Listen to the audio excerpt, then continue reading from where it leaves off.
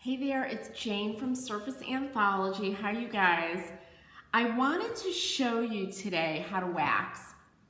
We left off last time with this little grungy French inspired piece that I did a lot of building up of chalk paint. I used some sea salt fizz, which is an additive to the paint.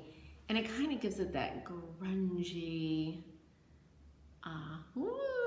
kind of, really old, decrepit beauty. I've heard it called, or decaying beauty, but I love it. I did show you guys how to put on the gold leaf in a very inexact way, because you imagine a piece this old, or we're trying to make it look this old, the leaf wouldn't be perfect. So the last part of this is the waxing. So I wanted to show you how I'm going to mix some waxes together and apply the wax to this. I get asked after how to choose color, most often about waxing. So I'm gonna show you to kill two birds with one stone, as my mother would say. I'm gonna show you just how to wax with Autentico. Here's, this is the block of the month for December, and I did 2 color variations. So I'm gonna just put clear wax. So this is just gonna be your basic waxing. So you grab your tin of Autentico Clear Wax. You need a natural bristle brush. It always has to be applied with a natural bristle brush. Nylon will just bend over and give up if you try to use it for waxing, or any of those synthetic bristles. I use a palette, just a piece of cardboard. Never work out of the tin, because you'll contaminate your wax, and you'll be very sad if you're waxing a beautiful piece done all in pristine white and there's little flicks and flakes of paint and dust and stuff. So there we go. I just use a tongue depressor to pull some of the wax out of there, put it on my palette,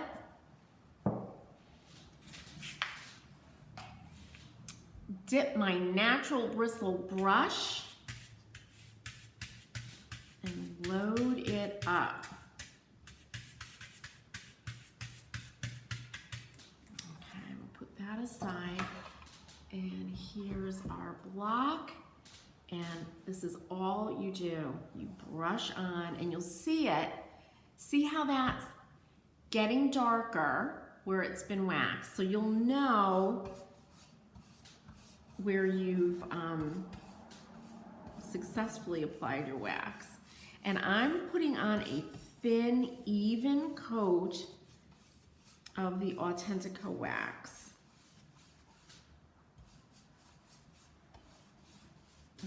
And you'll see it start to kind of get less and less, which means I need to load up again.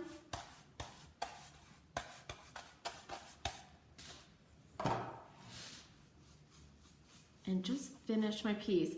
The Autentico wax is obviously my favorite. It's why I decided to bring this line in to the United States. It's a Carnauba beeswax blend. It's just beautiful. I'm gonna do the edges lightly. All right, this is done. You don't do anything else to this. As I said, you apply a thin coat, not a thick gloppy coat. Once this is on, there's no need to wipe it off with a rag. You don't do anything but let it dry. Once it's dry, the colors will go back to their more original value. Like, they look a little bit darker now, but they'll go back. And you can buff it if you want it to have a sheen, or you can leave it alone for a matte look. That is how you wax with Autentico. Okay, now to our piece. I'm gonna now blend some colored waxes in with my clear because I just want to add even more depth to this piece. I'm really pushing it.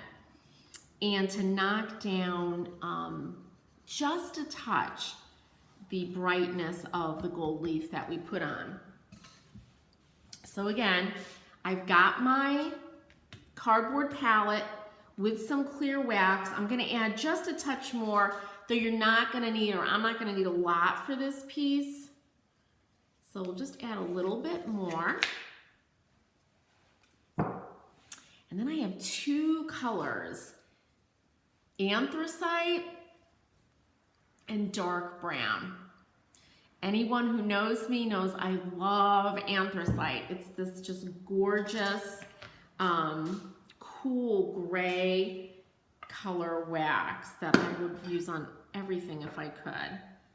So there's the anthracite.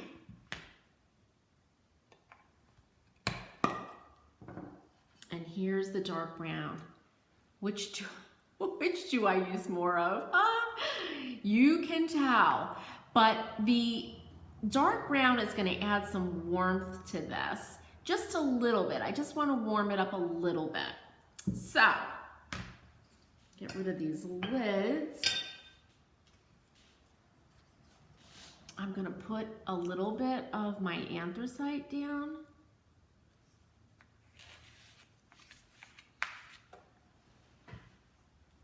And then I use the other end of my little tongue depressor here and just a little bit of the dark brown. Now, when I swear I talk like I'm the queen sometimes, when I'm not. When I blend waxes and brush them on, I don't use my big monster brush here. Though you could if you had a giant piece, and I would recommend it. But for these little pieces, when I'm blending a color, I use this little 1.5 inch Amy Howard natural bristle brush, which like this one is a few years old. I love, and I use scrubby soap, by the way, to clean all my brushes. It's the best. For my wax brushes, just super hot water. The scrubby soap, I scrub and hang them up to dry, and they're good to go. And that's all you have to do. They'll last forever if you take care of them. But these little brushes are great. All right. Now, if you're doing a piece and you've never blended before, or if you have, I would absolutely tell you that you need to test this out. So you would want to blend your wax, play around with it, test it on the color that you're waxing or the wood, because this would be beautiful over bare wood, before you do the whole piece. And when you do the whole piece, when you're ready to do it, you need to mix up as much wax as you're going to need for that piece. Or you would really need to measure it, like 2 parts clear to 1/4 part anthracite to 1/2 part dark wax, because you want it to be the same all over the piece. All right, so time to blend. So I'm gonna take a little bit of the anthracite and mix that in.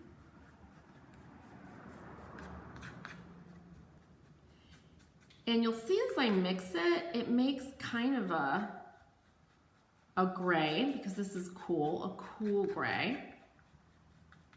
And that's why I have that.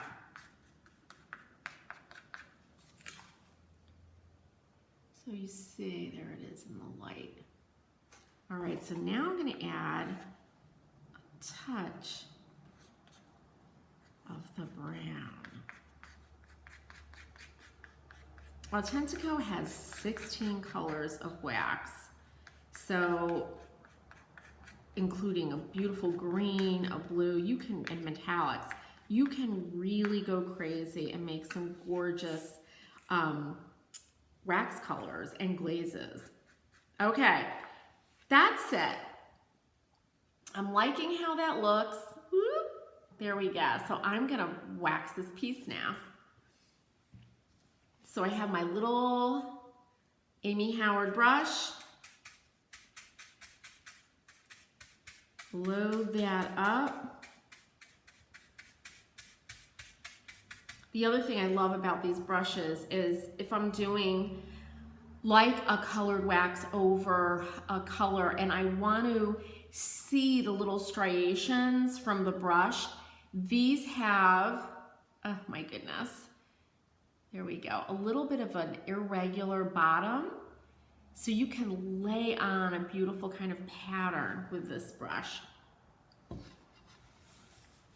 All right, here we go. Now, look at that color. All right, so I'm gonna put this on really irregularly. I just wanna cover everything.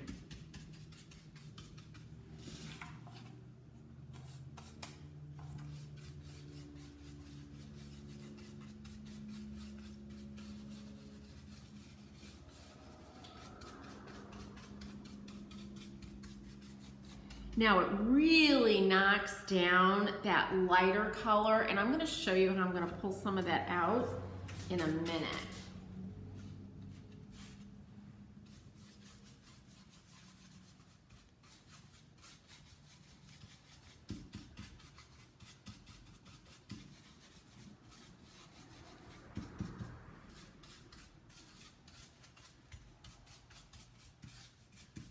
So that's it for applying our colored wax. And you want to, you know, go around all your edges. There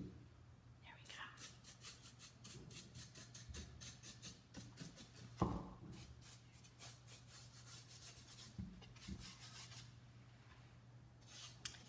Okay, now a lot of people ask me, well, what do I do? Let me get some paper towel here. If I put on too much of a dark colored wax. Here's another pro tip, as they say.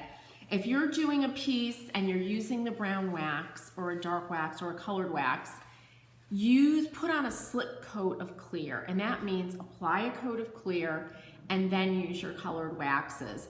And that way, if you don't like it, you could pull some of the dark or colored wax up. And because you have that slip coat, it's that colored wax didn't get absorbed by the paint. So we're not really doing that with this piece because I'm not worried about that. But that's what I do. I always put a slip coat of clear just in case.